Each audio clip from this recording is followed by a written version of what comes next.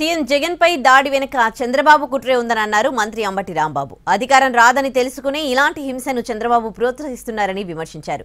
ఈ ఘటనను ఖండించాల్సింది పోయి హేళనగా మాట్లాడారని మండిపడ్డారు.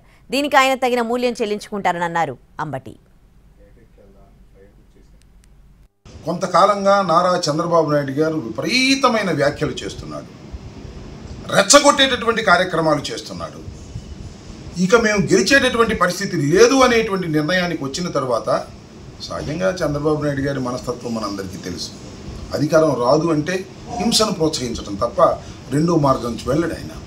అదేవిధంగా ఇవాళ అధికారంలోకి రాలేకపోతున్నాము, ముగ్గురం కలిసినా కూడా అధికారంలోకి రాలేకపోతున్నాం. కాబట్టి జగన్మోహన్ రెడ్డి గారి మీద దాడులు చేయాలి, హతమార్చాలి అనేటువంటి ఒక దుర్బుద్ధితో నారా చంద్రబాబు నాయుడు గారు ప్రవర్తించడం చాలా దురదృష్టకరమైనటువంటి చర్య అని నేను ఈ సందర్భంగా మనవి చేస్తున్నాను.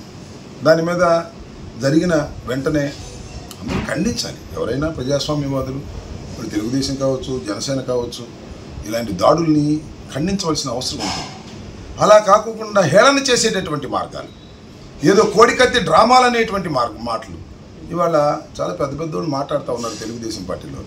అయ్యా, నేను మనవి చేస్తున్నా, జగన్మోహన్ రెడ్డికి డ్రామాలు ఆడవలసిన అవసరం లేదు, జగన్మోహన్ రెడ్డి గారికి మ్యానిపులేషన్ చేయవలసినటువంటి అవసరం లేదు.